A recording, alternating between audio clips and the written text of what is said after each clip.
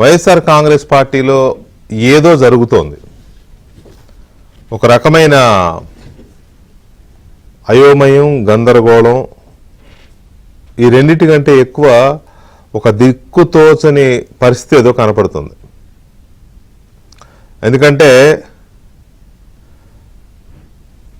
భవిష్యత్తు మీద పెద్దగా ఆశలు లేవు, లీడర్లకు లేవు, కార్యకర్తల నమ్మకం సన్నగిల్లుతోంది.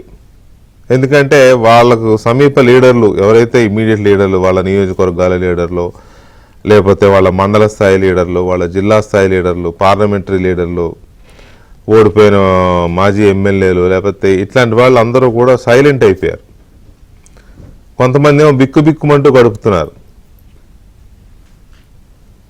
ఎప్పుడు ఎక్కడ దొరికిపోతాం, గత పాపాలు చాలామందిని వెంటాడుతున్నాయి. 5 ఏళ్లలో చేసిన పాపాలు చాలామందిని వెంటాడుతున్నాయి. ఎప్పుడు ఎవరు కొంప మునుగుతుందో తెలియదు. చూస్తున్నాం కదా కేసులు వరుసగా. వాళ్ళ నమ్ముకున్న వాళ్ళ పేర్లు కూడా అందులో జాయిన్ అవుతున్నాయి. అవేమీ ఒట్టిగా వస్తున్న కేసులు కాదు, లేకపోతే ఆషామాషిగా ఏం తోచక లేదా పగబట్టి కక్షతో పెడుతున్న కేసులు కాదు. వాళ్ళు చేసిన వాటికే ఆ కేసులు వస్తున్నాయి. చట్టం చూస్తూ ఊరుకోదు కదా. కానూన్ కా హాత్ బహుత్ లంబా హై, చట్టం చేతులు చాలా పొడవుగా ఉంటాయంటారు. ఎవ్వడిని వదలదు చట్టం. కర్మ సిద్ధాంతంలో చెప్పినట్టుగా కర్మ వదలదు అనేది కర్మ సిద్ధాంతం. మనం నమ్మే హైందవంలో మనం నమ్మే సిద్ధాంతం కర్మ సిద్ధాంతం. కానీ మన రాజ్యాంగం మనకి ప్రసాదించిన హక్కు చట్టం. ఆ చట్టం మంచివాడిని కాపాడుతుంది, చెడ్డవాడిని ఇగో ఇలాగే వెంటాడుతుంది. వెంటాడడం కాదు, వేటాడుతుంది. ఏ స్థాయిలో అంటే ఉదాహరణకి చెప్తాను. ఏ స్థాయిలో వెంటాడుతుందంటే, నా దగ్గర పనిచేసే డ్రైవరే కదా అని కొట్టి చంపి, అడిగేవాళ్ళు లేరని ఇంటి ముందు పడేసి, అధికారం ముసుగులో బయట యథేచ్ఛగా తిరుగుతుంటే ఇప్పుడు ఏమైంది? మళ్ళీ కేసును తిరగదోడమని చెప్పింది కేసు. దళిత డ్రైవరు సుబ్రహ్మణ్యం హత్య కేసు, ఎమ్మెల్సీ అనంతబాబు. వదలదు చట్టం. అలాగే లిక్కర్ స్కామ్, అలాగే క్వాడ్జ్ మైన్ స్కామ్. అసెంబ్లీలో ఎలా మాట్లాడాలి, ఏంటి, ఒక హుందాతనము, ఒక పద్ధతి పాడు ఏమి లేకుండా ఇలా చెయ్యలా పెట్టి బుల్లెట్ దిగిందా లేదా? క్వాడ్జ్ మైన్లో పాపం పెద్ద వయసేం కాదు, కానీ మరి జగన్ను చూసుకుని వచ్చిందో ఆ రోజున ఆ ఊపు ఏంటో తెలియదు. కానీ అలా మాట్లాడితే అనిల్ కుమార్ యాదవ్ గారి పేరు కూడా ఇప్పుడు క్వాడ్జ్ మైనింగ్లో వచ్చింది. అదేం ఉట్టిది కాదు. క్వాడ్జ్ మైనింగ్ చాలా చాలా చాలా బలమైన కేసు అది. క్వాడ్జ్ మైనింగ్ వేల కోట్ల రూపాయల మైనింగ్ కేసు కోసం అప్పటి వరకు మైన్స్ చేసుకుంటున్న వాళ్ళందరినీ భయపెట్టి, నాకు తెలిసినంత వరకు హైదరాబాదులో subject to correction lemon tree హోటల్లో అనుకుంటా అప్పట్లో 145 మంది మైనర్స్ని పిలిపించి కూర్చోబెట్టి మొత్తం మైన్స్ అని మాకు ఇచ్చేయండి అని చెప్పి లాక్కున్నారు. ఇవ్వకపోతే మీరు మైన్స్ చేయరు, మీరు ఆల్రెడీ చేసుకున్నది బయటికి పోనివ్వమని చెప్పి. ఊరికే పోతుందా పాపం? లేకపోతే ఆ రోజున బాధపడిన వాళ్ళు ఊరుకుంటారా? మొత్తం క్యూ కట్టేస్తున్నారు చట్టం ముందు. కొందరు గంగవేరులు ఎత్తిపోతున్నారు, కొందరు నాయకులు. అప్పుడు అధికారం ఉంది కదా అని జగన్మోహన్ రెడ్డిని చూసుకుని రెచ్చిపోయి మాట్లాడిన వాళ్ళందరూ గంగవేరులు ఎత్తిపోతున్నారు. ఫ్రస్ట్రేషన్తో బూతులు మాట్లాడేస్తున్నారు. మళ్ళీ వాళ్ళ పరిస్థితి గందరగోళంగా ఉంది. మరి వాళ్ళని నమ్ముకున్న వాళ్ళ పరిస్థితి ఏంటి? వాళ్ళంటే జైలుకి వెళ్తారు, ఉంటే పార్టీలో ఉంటారు, లేకపోతే జైలుకి వెళ్తారు. కానీ వాళ్ళని నమ్ముకున్న వాళ్ళ పరిస్థితి ఏంటి? పార్టీలో ఉందామంటే లీడర్ లేడు. అసలు లీడర్కి వీళ్ళకి కనెక్షన్స్, లింక్స్ కట్ అయిపోయినాయి. ఆ అసలు లీడర్ పరిస్థితి అగమ్య గోచరంగా ఉంది. ఆయనే ఎట్ట బయటపడాలా దేవుడా, ఎప్పుడు ముంచుకొస్తుంది, నోటీసులు ఎప్పుడు వస్తాయా, ఎప్పుడు విచారణ, ఎప్పుడు చేయాలని ఆయన బిక్కుమంటున్నాడు. అసలు నాయకుడు, మాజీ ముఖ్యమంత్రి. ఈ పరిస్థితిలో క్యాడర్ మొత్తం జారిపోతోంది. లీడర్లేమో పక్క పార్టీల వైపు చూస్తున్నారు. ప్రత్యేకించి ఇక్కడ నేను చెప్పదలుచుకున్నది, కోస్తా జిల్లాల్లో ఉత్తరాంధ్ర ప్రాంతంలో కాపు, వైసీపీలో ఉన్న కాపు నేతలు చాలామంది జనసేనతో టైఅప్ పెట్టుకోవాలను, జనసేనలోకి వెళ్ళిపోవాలని చూస్తున్నారు. ఆల్రెడీ కన్నుకొట్టే కార్యక్రమాలు, లేకపోతే రాయబారాలు, పవన్ కళ్యాణ్ గారి కరుణా కటాక్ష వీక్షణాల కోసం ప్రయత్నాలు, ఇవన్నీ మొదలైనాయి. ఒక ఆయన అయితే అరే ఊరే అని మాట్లాడే ఒక నాయకుడైతే హరిహర వీరమల్లు సినిమా సూపర్ డూపర్ హిట్ అయిపోవాలి, కలెక్షన్ల వర్షం కురియాలి అని చెప్పి శుభాకాంక్షలు చెప్పాడు ఒక ఆయన, కోస్తా జిల్లాల నాయకుడు. ఇప్పటి వరకు తెలుస్తున్న దాని ప్రకారం ఒక సీనియర్ నాయకుడు, వైసీపీలో ఉన్న ఒక సీనియర్ నాయకుడు ఫ్యామిలీ ప్యాకేజ్ మాట్లాడుతున్నారు జనసేనతో అని వార్తలు వస్తున్నాయి.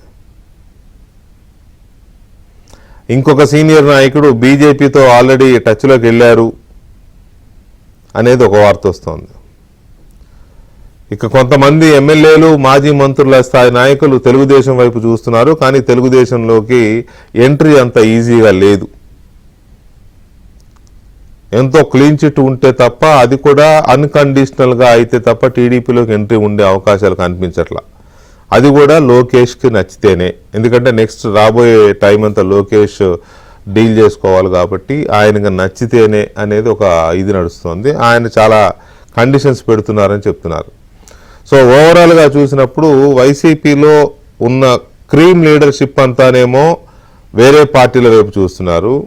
క్రైమ్ లీడర్స్ అందరూనేమో జైల్స్ వైపు చూస్తున్నారు. క్రీమ్ ఏమో రాజకీయాల్లో వేరే పార్టీలు, క్రైమ్ అంతా జైళ్ళ వైపు, అసలు లీడర్కి ఏమో గత్యంతరం దిక్కు దోసని పరిస్థితిలో క్యాడర్ అగమ్య గోచరం. ఇది ఇలాగే ఉంటే వైసీపీ పరిస్థితి ఏంటి? చాలా అగమ్య గోచరంగా వైఎస్ఆర్ కాంగ్రెస్ పార్టీలో నెలకొన్న గందరగోళం, నేతలు పక్క పార్టీల వైపు చూస్తున్న తీరు, ఇక మిగతా వాళ్ళేమో జైళ్ళకు వెళుతున్న తీరు, ఈ పరిస్థితి అంతని మనం చర్చించబోతున్నాం. చర్చలో మనతో సీనియర్ జర్నలిస్ట్ సత్యమూర్తి గారు ఉన్నారు. అలాగే జనసేన పార్టీ సీనియర్ నాయకులు గాదే వెంకటేశ్వరరావు గారు, అలాగే లోక్సత్తా ఆంధ్రప్రదేశ్ శాఖ అధ్యక్షులు బిశెట్టి బాబ్జీ గారు మనతో చర్చలో పాల్గొంటున్నారు. ముందుగా సత్యమూర్తి గారు, ఒక్కసారి వైఎస్ఆర్ కాంగ్రెస్ పార్టీ పరిస్థితిని లేదా భవిష్యత్తుని ఊహిస్తే ఎలా అనిపిస్తుంది? చాలా అసలు పార్టీ స్ట్రక్చర్ లేదండి. మామూలుగానే మొదటి నుంచి పార్టీ నిర్మాణం లేదు. అవును. అధికారం కోల్పోయిన తర్వాత పార్టీ ఎంత మేరకు ఉంది అని టెస్ట్ చేసుకోవటానికి జగన్మోహన్ రెడ్డి ఇప్పటికీ 3 అటెంప్ట్లు చేశాడండి. ఒకటి రైతుల గురించి, సెకండ్ అటెంప్ట్ యువకుల గురించి, అంటే వాళ్ళకి నిరుద్యోగ యువత అది ఇది అని చెప్పి ఒక ఇది పెట్టాడు. థర్డ్ అటెంప్ట్ ఈ వెన్నుపోటు దినం అని పెట్టాడు చంద్రబాబు నాయుడు మేనిఫెస్టో. 3 సార్లు అటెంప్ట్ చేశాడు. చేస్తే మొట్టమొదటిసారి వాళ్ళకు వచ్చిన రిపోర్ట్ అండి, వాళ్ళ పార్టీకి వచ్చిన రిపోర్టే ఏంటంటే ఒక 15 ప్లేసుల్లో జరిగింది అనేది. అంటే వాళ్ళు ఇచ్చిన ప్రోగ్రాం ప్రకారం 15 చోట్ల, 15 నియోజకవర్గాలు, 15 ప్లేసెస్లో జరిగిందని. అది సెకండ్ ప్రోగ్రాంకి వచ్చేసరికి, అంటే యూత్కి సంబంధించిన దానికి వచ్చేసరికి 8 చోట్ల మాత్రమే జరిగిందండి, 8 ప్లేసెస్లో. తర్వాత వెన్నుపోటు దినానికి వచ్చేసరికి 5-6 ప్లేసుల్లో మాత్రమే జరిగింది. అది కూడా జనాన్ని రెచ్చగొట్టడం అంటే పేర్ని నాని లాంటి వాళ్ళు మాట్లాడుతూ తిరుగుతున్నారు. పేర్ని నానిది ఇది ఫెయిల్ అయిన తర్వాత పేర్ని నానిని పంపించారు. కనీసం మీ జిల్లాల్లో, నీ పరిసర జిల్లాల్లో అయినా చేసుకురాపు అంటే అతను వచ్చి పిచ్చి పిచ్చిగా మాట్లాడాడు. ఇప్పుడు అండర్ గ్రౌండ్ లోకి వెళ్ళాడు. ఇప్పుడు జగన్మోహన్ రెడ్డి పర్యటనలు మొదలు పెట్టాడు కదండి ఆ మధ్య చాలా అవును. గుంటూరు మిర్చియార్ దగ్గర నుంచి ముందర ఫస్ట్ వినుకొండ ఆ రౌడీ షీటర్ల మర్డర్కి సంబంధించి అవును. ఒక్కొక్క పర్యటనకి కోట్లల్లో ఖర్చు అవుతున్నదండి. కోట్లల్లో ఖర్చు అవుతున్నది. ఎందుకంటే జనాన్ని తీసుకురావాల్సి వస్తుంది, జనాన్ని తీసుకురావాలి, వాళ్ళకి ట్రాన్స్పోర్ట్, ఫీడ్, అన్ని చూసుకోవాలి, ప్లస్ మందు, ఇవన్నీ రకరకాలు ఇవ్వాలి కాబట్టి చాలా ఖర్చు అవుతున్నది. ఆ ఖర్చుని భరించటానికి స్థానిక నాయకులు ఎక్కడ సిద్ధంగా ఉంటే అక్కడికి వెళ్ళటం మొదలుపెట్టాడు. కొంత నువ్వు పెట్టుకోవాలని చెప్పి డిమాండ్ వచ్చిందండి పార్టీ నాయకుడికి. పార్టీ జగన్ భరించట్లేదు కాబట్టి మీరే పెట్టుకోవాలని చెప్పి వస్తే అక్కడికి కొంతమంది నాయకుల్ని అబ్జర్వర్ల లాగా పంపించి వాళ్ళతోటి కొంత ఖర్చు పెట్టించారు.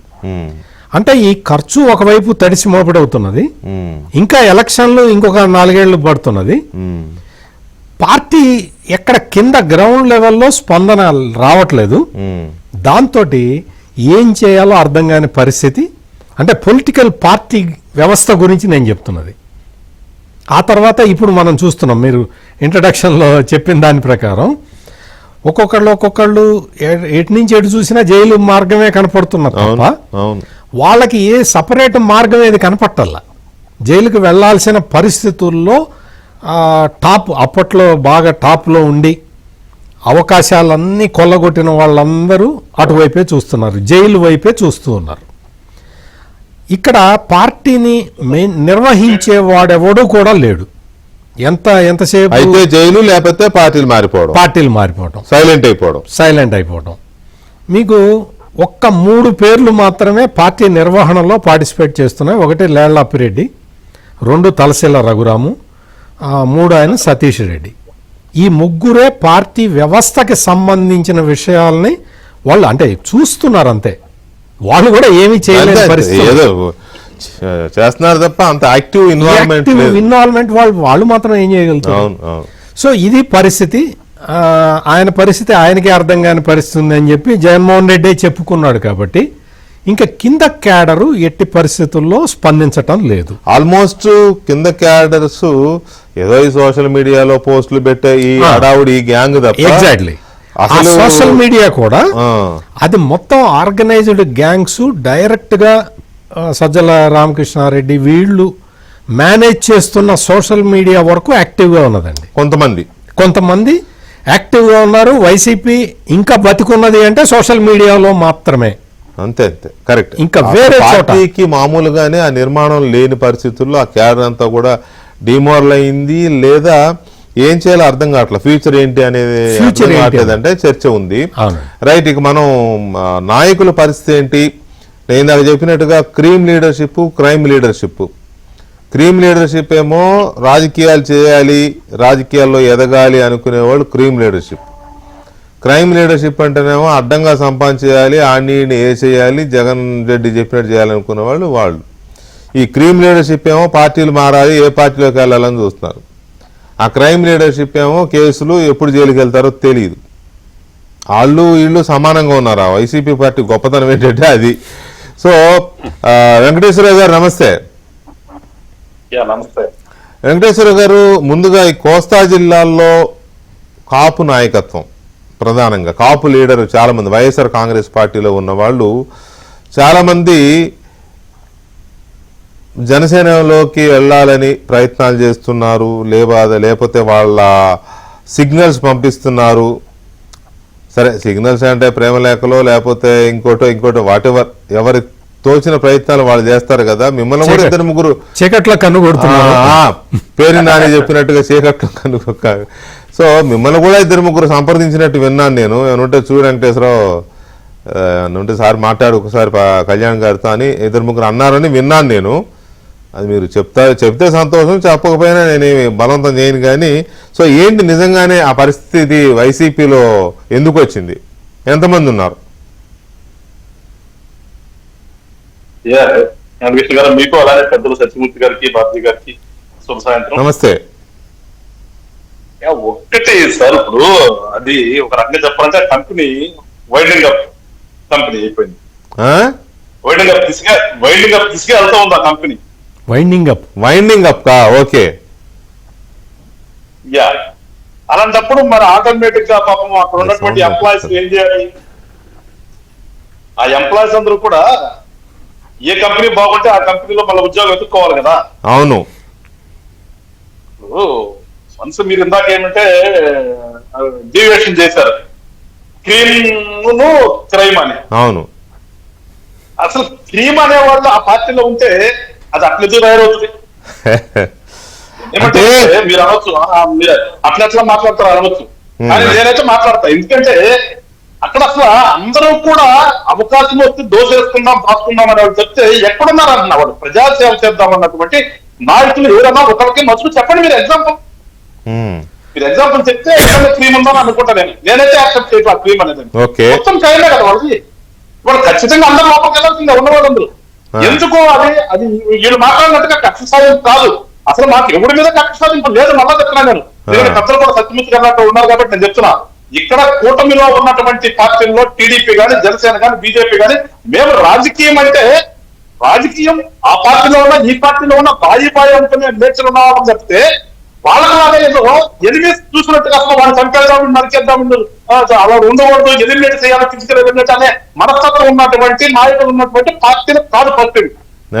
ఇక్కడ జరుగుతుంది ఏంటంటే ప్రభుత్వంలో తప్పు జరిగితే ఖచ్చితంగా ఇన్వెస్టిగేషన్ జరుగుతాయి. ప్రభుత్వంలో ఇన్వెస్టిగేషన్ ఎవరి మధ్యలో వాళ్ళు వస్తారు. ఇక్కడ ప్రభుత్వం చేస్తుందండి. ఇక్కడ అర్థం చేసుకోవాలంటే ప్రజలు కానీ ఇలాంటి ఆ తోపాటు బ్యాచ్ కానీ ఇక్కడ ప్రభుత్వంలో జరిగిన అవకతవకల మీద ప్రభుత్వం ఇన్వెస్టిగేషన్ చేస్తుంది. ఆ అవకతవకల్ని ప్రజల కోసం దిక్కు చేస్తారు. ఇది ప్రజా తప్పదండి. ప్రజాస్వామ్యంలో అటువంటి ప్రజలు తప్పదా? ఎవరు జగన్మోహన్ రెడ్డి చంద్రబాబు నాయుడు కదా, అది పాయింట్ కావట్లా వెంకటేశ్వర గారు. సరే వాళ్ళు మాటలు మాట్లాడినా ఇప్పుడు అది కాదు టాపిక్. కేసులు నడుస్తానే ఉన్నాయి, జైలుకి వెళ్తానే ఉన్నారు. ఈ వెళ్ళే వాళ్ళు వెళ్తుంటే ఉన్న వాళ్ళేమో పార్టీల్లో మారాలని కదా మన పాయింట్. అది ఏంటి ఇప్పుడు దానికోసం వస్తున్నా. మీకు ఎంత కనుక చెప్పింది, మూసివేయబడుతున్నటువంటి కంపెనీలో ఎవరైనా మళ్ళా ఉద్యోగం కోసం వేరే సారికి ఎదుర్కోవాల్సిందే. ఆ లెక్కనే కూడా బయలుదేరే దాచున్నారు. కానీ మేము ఇక్కడ పర్ఫార్మెన్స్ చూస్తాం ఖచ్చితంగా.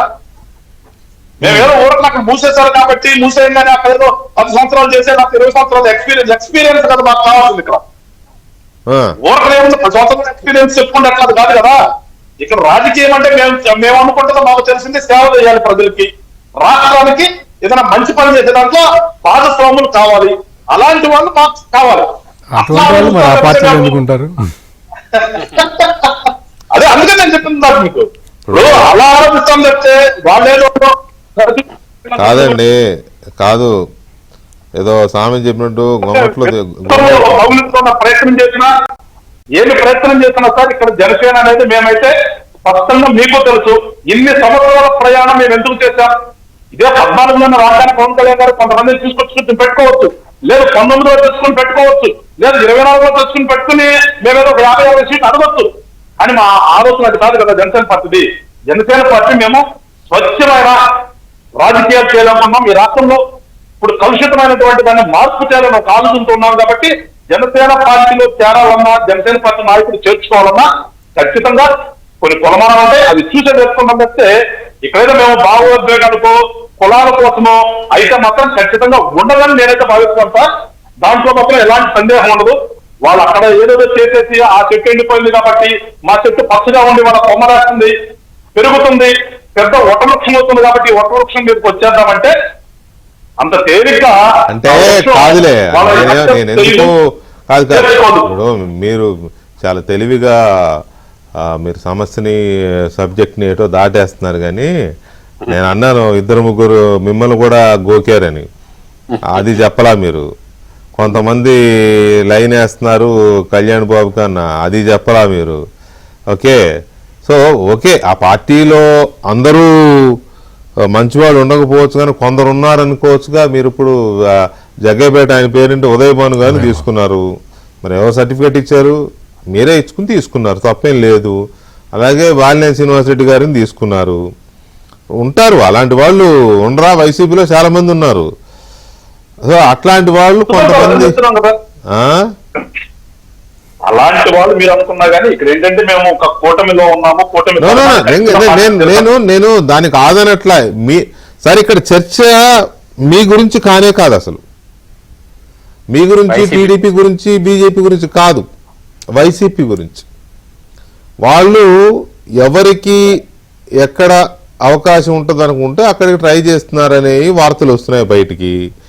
అందులో ఒక్కసారి ఉత్తరాంధ్ర వెళ్దాం. ఉత్తరాంధ్రలో చాలా మంది నాయకులు ఆల్రెడీ ఖర్చీపులు వేస్తున్నారు అక్కడక్కడ అని వింటున్నాం. ఒక ఆయన అయితే ఫ్యామిలీ ప్యాకేజే జనసేనతోనే మాట్లాడుతున్నాడని బయటికి పొక్కుతుంది. మరి అదేమన్నా బాబుజీ గారికి ఏమన్నా తెలుసేమో నాకు తెలియదు. ఏంటి బాబుజీ గారు, ఉత్తరాంధ్రలో మెజారిటీ నాయకులు వైసీపీలో ఉన్న చాలా మంది, ఎందుకంటే టీడీపీలోకి ఎంట్రీ ఉండదు కాబట్టి జనసేనలో ట్రై చేస్తున్నారని వార్తలు వస్తున్నాయి. కొంతమంది బీజేపీకి, కొంతమంది టీడీపీ కూడా ట్రై చేస్తున్నారని అంటున్నారు. సో మీ అబ్జర్వేషన్ ఏంటి? ముందుగా మీ వికే గారు, మీకు, సత్యమూర్తి గారికి, వెంకటేశ్వర గారికి నమస్తే అండి. అందరికి నమస్తే అండి. ఇది మీరు చెప్పింది వాస్తవం.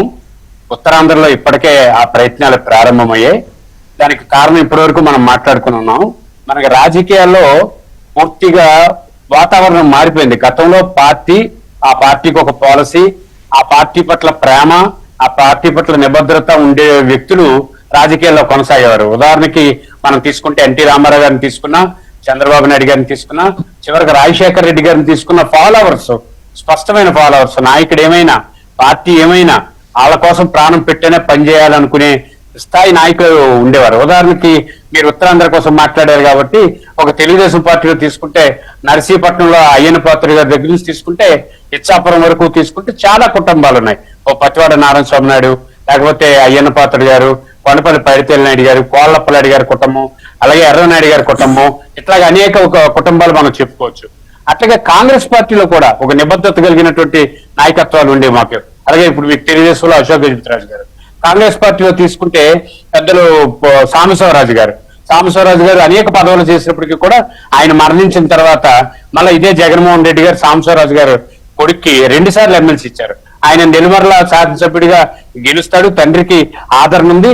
అదే ఆదరణ ఉన్నప్పటికీ కూడా చాలా నిబద్ధతగా జగన్మోహన్ రెడ్డిని నమ్మి జగన్మోహన్ రెడ్డి కోసమే పనిచేసినటువంటి వ్యక్తి కాబట్టి 2 సార్లు ఎమ్మెల్సీ ఇచ్చారు. అయితే ఇప్పుడు పరిస్థితులు అలా లేవు. మీరు ఇందాక చెప్పినట్టు తెలుగుదేశం పార్టీలో పూర్తిగా పార్టీ పట్ల ప్రేమ, అలాగే వ్యక్తుల పట్ల ప్రేమ, అట్లాగే పాలసీ పట్ల ప్రేమ ఉన్నటువంటి నాయకత్వం ఎక్కువ శాతం ఉంటుంది. అందుకని తెలుగుదేశం పార్టీలో గొప్ప మార్పు ఉంటుంది. నేను అందరికీ చెప్తా ఉంటాను, తెలుగుదేశం పార్టీలో ఎవరికి టికెట్ ఇచ్చినా అద్భుతమైన ఓటింగ్ జరుగుతుంది. ఎందుకంటే నాయకుడిని చూడరు, పార్టీ అంటే అభిమానం వాళ్ళకి. అదే వైఎస్ఆర్ పార్టీ, కాంగ్రెస్ పార్టీలో అలా ఉండదు, వ్యక్తిని చూస్తారు. ఇక్కడ వాళ్ళకి సరిపోయిన ఆయన శాసనసభ్యుడా, వాళ్ళకి సరిపోయిన ఆయన పార్లమెంట్ సభ్యుడా, ఆ కులం ఏంటి, ఇలా చూస్తారు. ఇప్పుడు ఇందులోనే ఒక చిన్న మాటను మీ దృష్టి తీసుకొస్తాను. సత్యమూర్తి గారు మంచి మాట చెప్పారు. ఇప్పుడు ఈ మధ్యనే బాబు షూరిటీ మోసం గ్యారంటీ అనే ఒక కార్యక్రమం పెట్టుకున్నారు వైఎస్ఆర్సీపీ వాళ్ళు. పెట్టుకున్న తర్వాత ఉత్తరాంధ్రలో ముఖ్యంగా విజయనగరం జిల్లాలో ఒక శాసనసభ్యుడికి అపారమైన ప్రజాదరణ ఉంది. అతను 24 గంటలు ప్రజల మధ్య ఉంటాడు, బ్రహ్మాండమైన అభివృద్ధి చేశాడు.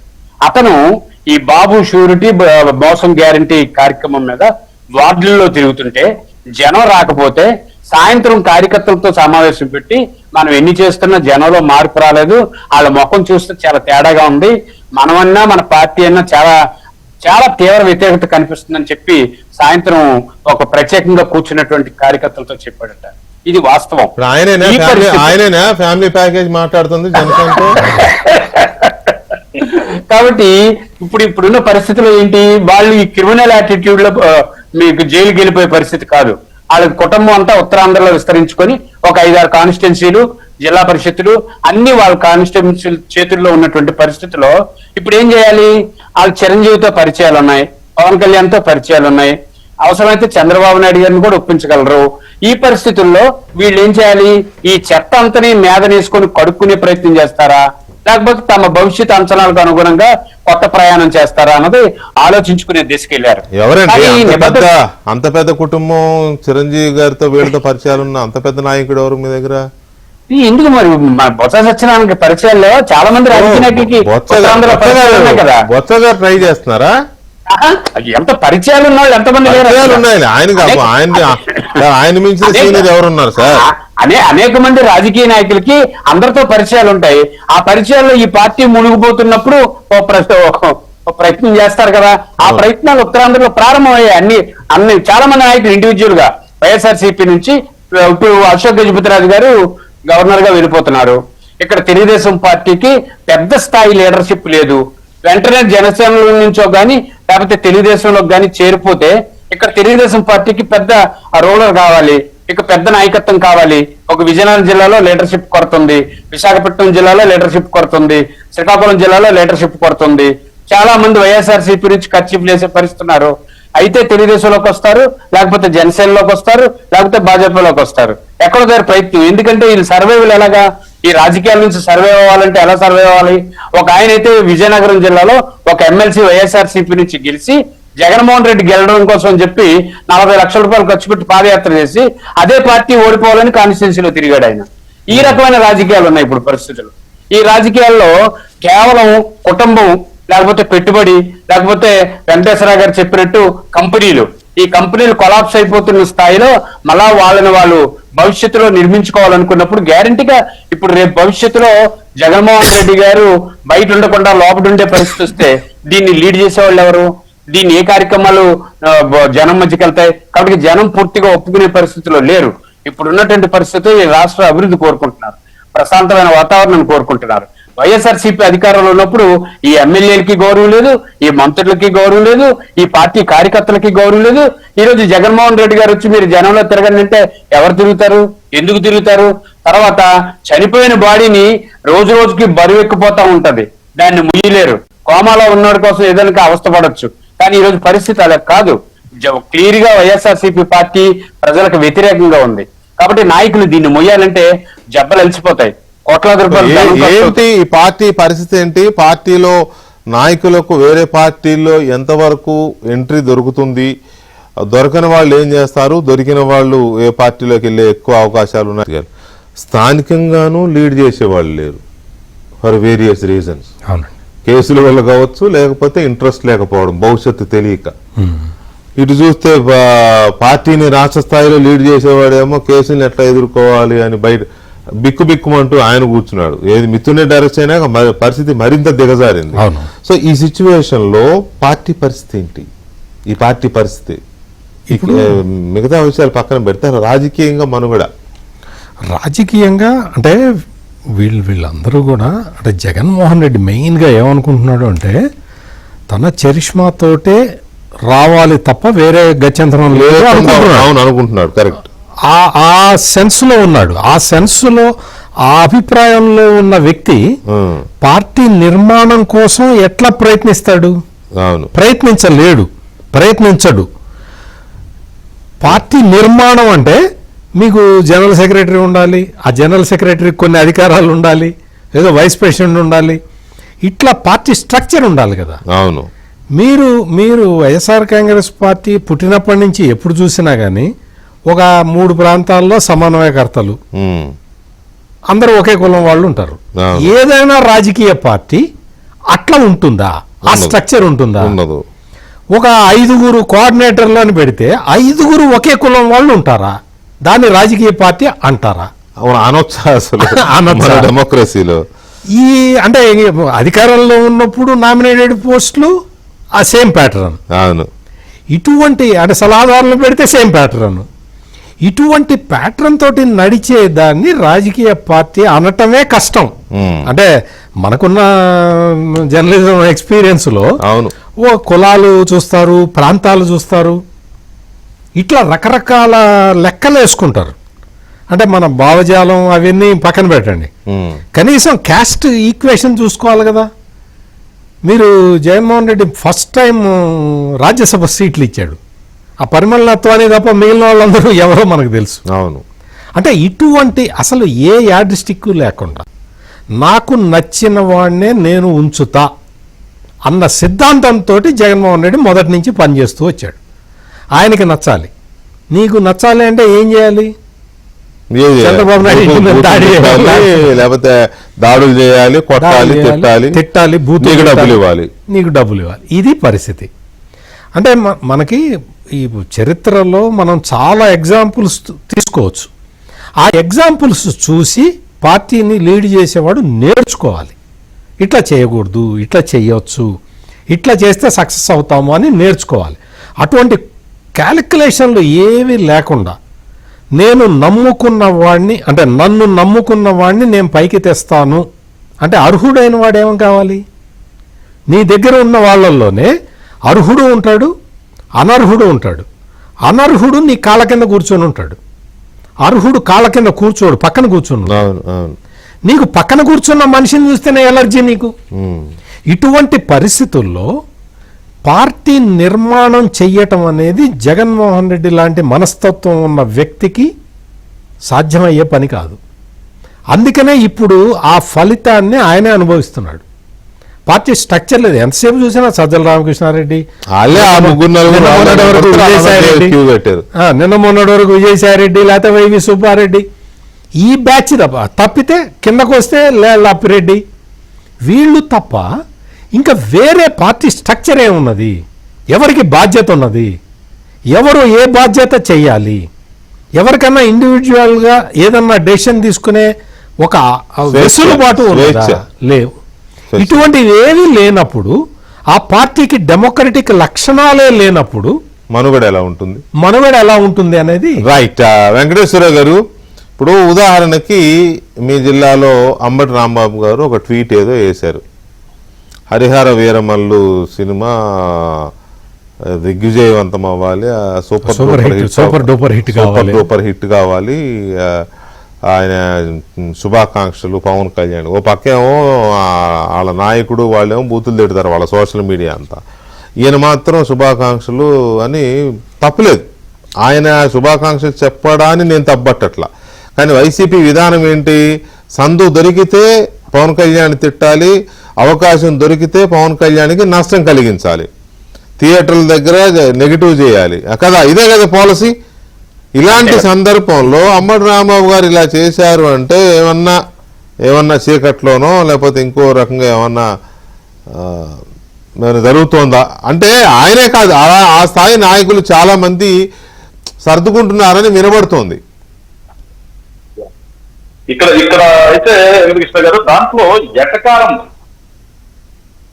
అది నిజంగా మీరు అనుకున్నట్టుగానో ఎవరినైనా కానీ వెల్కమ్ చెప్పాలి. ఒక పని చేస్తున్నప్పుడు మనిషి తప్పలేదండి, అయ్యో చెప్తే తప్పే ఉంది.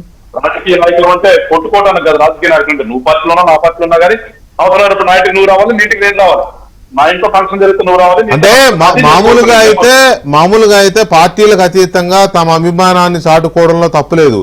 కానీ జగన్మోహన్ రెడ్డి ఇట్లాంటివి చేస్తే ఊరుకోవడం తెలిసి కూడా చేశారు అంటే ఇక అన్నిటికీ సిద్ధపడి చేసినట్టే అనుకోవాలేమో. ఇక్కడ ఇంకోటి, దాంట్లో ఇంకొక లైన్ కూడా ఉంది.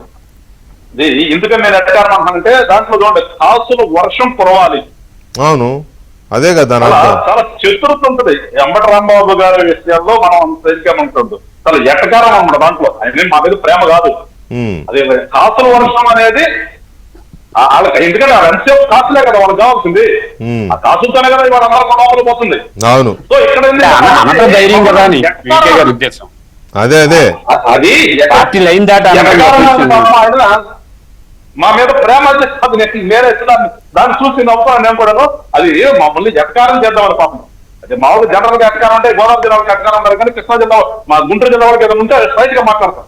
కానీ ఆయన ఎందుకంటే ఎటకారాన్ని చూపించి దాంట్లో ఓ పక్కన శుభాకాంక్షలు చెప్తూ, ఓ పక్కన మీరు బాగా రావాలి అంటే మేము ఏదో డబ్బుల కోసమే సినిమాలు తీసాము, డబ్బుల కోసమే మీద ఇప్పుడు మొదలు పెట్టారు వాళ్ళు సోషల్ మీడియా, టికెట్ రేట్లు పెంచుకున్నాము, ఎన్ని మాట్లాడుతున్నారు కదా.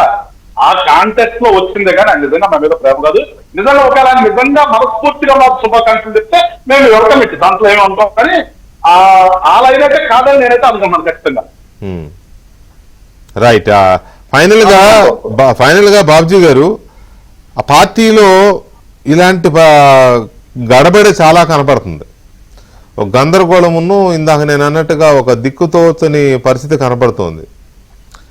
ఎందుకంటే మీరు చెప్పినట్టుగానే స్థానిక లీడర్షిప్ అంతానేమో ఒక అయోమయంలో ఉన్నారు. పని చేయాలా వద్దా? మీరే చెప్పారు కదా, ఒక నాయకుడు ఆయన ఏదో పార్టీ కార్యక్రమం ఒట్టిస్తే సాయంత్రం దాకా తిరిగి మన మీద వ్యతిరేకత వస్తుందిరా బాబు వద్దులే ఆపేద్దామని చెప్పి ఆపేశాడని. ఆ సిచ్యువేషన్ ఉన్నప్పుడు స్థానిక నాయకత్వం ఏమో బయటికి వెళ్ళే పరిస్థితి లేదు. కార్యకర్తలు స్థానిక నాయకులు వస్తే వాళ్ళతో పాటు బయట తిరుగుతారు. సో ఈ పరిస్థితుల్లో జగన్మోహన్ రెడ్డి గారి పరిస్థితి గందరగోళంగా ఉంది. ఆయన ఆ కేసుకు సంబంధించి ఏమవుతుందో తెలియక ఆయన బిక్కుమంటూ ఆయన కూర్చున్నాడు. సో ఈ సిచ్యువేషన్ లో వైసీపీ గురించి ఏం చెప్తారు మీరు? ఏం లేదు వెంకటకృష్ణ గారు, ఇందులో క్లియర్ గా మనకు అర్థం అవుతుంది. లోకల్ బాడీస్ వచ్చేస్తున్నాయి, అంతవరకు కేడర్ను మొయ్యాలి, డబ్బు కావాలి, వ్యతిరేకత ఉంది. జగన్మోహన్ రెడ్డి మీద వ్యతిరేకత ఉంది. జగన్మోహన్ రెడ్డి రేపు ఏ స్థానంలో ఉంటాడో కూడా కన్ఫ్యూజన్ ఉంది. కొంతమందికి తెలుసు ఆయన చేసిన తప్పులకు లోపలికి తీసుకెళ్లిపోతారు అని, కొంతమంది అసలు ఉంటాడా లేకపోతే ఏం సర్వైవ్ అవుతుందో లేదా అని. కానీ ఇప్పుడు స్థానికంగా మాజీ ఎమ్మెల్యేలుగా ఉన్న వాళ్ళ పరిస్థితి అది కాదు. పైనుంచి ఈవెంట్స్ ఇస్తే ఎవరు ఖర్చు పెడతారు, ఎక్కడికి వెళ్తారు? జనంలో ఆ స్పేస్ లేదే. ఇప్పుడు తెలుగుదేశం పార్టీలో గాని జనసేనలో గాని ఎక్కడ కూడా వైషమ్యాలు ఉంటే నియోజకవర్గాల్లో వీళ్ళు ఏమైనా కొత్త అవతారం ఎత్తడానికి నేను వింటున్నది, వస్తున్న వార్తలు ఏంటంటే వైసీపీలో ఒక్కరు మినహా మాజీ మంత్రులు అందరూ క్యూ కట్టేశారని. ఎస్, అంతే. మొత్తం మాజీ మంత్రులు ఉత్తరాంధ్రలో వైజాగ్, విజయనగరం అండ్ శ్రీకాకుళం ఒక్కరు మినహా మిగతా అందరూ క్యూ కట్టేశారని. కరెక్ట్ మీ దగ్గర ఉన్న ఇన్ఫర్మేషన్ కరెక్ట్. ఇప్పటికే జనం మధ్య కూడా అది చర్చ నడుస్తా ఉంది. తప్పదు, అనివార్యం. వాళ్ళు సర్వైవల్ కావాలనుకున్నప్పుడు రేపు భవిష్యత్ క్లియర్ గా కనిపిస్తుంది. జగన్మోహన్ రెడ్డి ఏ రకంగా నడపలేడు, మనం అనుకున్న ఇప్పటి వరకు స్ట్రక్చర్ లేదు, కింద గౌరవం లేదు, వాళ్ళకి అధికారం ఉన్నప్పుడు ఎవరిని కూడా గౌరవించలేదు. ఈ పరిస్థితుల్లో దీన్ని పట్టుకొని వేలపడడం అనవసరం. రేపు జరిగే పరిణామాలు వేరుగా ఉన్నాయి. ఈ పరిస్థితిలో పవన్ కళ్యాణ్, బీజేపీ, తెలుగుదేశం పార్టీ సంయుక్తంగా మరొకసారి స్థానిక ఎన్నికల దగ్గర నుంచి తయారై వెళ్లే పరిస్థితి కనిపిస్తున్నప్పుడు దీన్ని ఆపడం ఎవరి వల్ల కాదు. ఎందుకు మోయాలి దీన్ని? ఎవరు మోస్తారు? ఎలాగ ప్రాణం సాలొస్తుంది కదా. కాబట్టి ఈ ట్రయల్స్ వేసుకున్న కార్యక్రమాలన్నీ ఫెయిల్ అయినాయి. ముఖ్యంగా నేను చెప్తున్నది ఇదే, బాబు షూరిటీ మోసం గ్యారంటీ అని పెట్టుకున్న కార్యక్రమం అట్టర్ ఫ్లాప్ అయింది రాష్ట్ర వ్యాప్తంగా. దీనికి కారణం ఏమిటంటే ప్రజల్లో నిరాసక్తి వచ్చింది. కాబట్టి వీళ్ళు ఉంటారని నేను ఎక్కువ అనుకోవట్లేదు. అలాగని వీళ్ళు ఉండే అంటే వీళ్ళకి పాలసీల కోసం పనిచేసే రాజకీయ పార్టీలు కాదు కదండి. పైసల కోసం పనిచేసే లీడర్షిప్ ఎక్కువైంది, పాలసీల కోసం ఉండేవాళ్ళు తక్కువయ్యారు. ఇప్పుడు మనం అనుకున్నాం, మరొకసారి నేను చెప్తున్నాను, రాజశేఖర రెడ్డి గారితో పనిచేసిన వాళ్ళు ప్రాణం పోయిన రాజశేఖర రెడ్డి కోసం ఏమైనా చేయాలనుకుని పనిచేశారు. అందులోనే నేను చెప్పాను మీకు, సాంబశివరాజు గారి లాంటి వాళ్ళ కోసం ఉదాహరణ నేను ఎన్ని చెప్పాను. అలాగే ఆ రకమైనటువంటి పరిణామం తెలుగుదేశం పార్టీలో ఉన్న లీడర్షిప్ ఉంది. కానీ ఇప్పుడు వైఎస్ఆర్సీపీలో ఉన్న లీడర్షిప్ ఆయన దగ్గర నుంచి ఎంత హింసపడ్డారు అధికారంలో ఉన్నప్పుడు. ఆయన అపాయింట్మెంట్ లేకుండా అన్నారు. ఒక deputy speaker, deputy chief minister 6 నెలలు టైం పట్టింది జగన్మోహన్ రెడ్డి ముఖ్యమంత్రిగా ఉన్నప్పుడు డైరెక్ట్ గా కలవడం కోసం. నాతో స్వయంగా ఆయన చెప్పాడు. కాబట్టి ఈ పరిస్థితుల్లో ఎక్కువ రోజులు వీళ్ళు సర్వైవల్ కారు, గ్యారంటీగా ఏదో గూటుకు చేరిపోవాలి, వాళ్ళు రక్షించుకునే ప్రయత్నం చేస్తారని నేను అనుకుంటున్నాను. Right sir, right. చూద్దాం ఏమవుతుందో. పార్టీ పరిస్థితి అయితే ఏమి చాలా గందరగోళం ఉంది. నాయకులు అంటే పర్సనల్ గా ఫ్రెండ్షిప్ ఉంటుంది కదా మనకి, వాళ్ళు మాట్లాడుతున్న మాటలు చూస్తుంటే పాపం ఒక రకమైన నిరాశ నిస్పృహలో ఉన్నారు చాలా మంది. సరే, చూద్దాం ఏమవుతుందో. Thank you very much Babuji గారు, వెంకటేశ్వరరావు గారు అండ్ సత్యమూర్తి గారు. Thank you very much.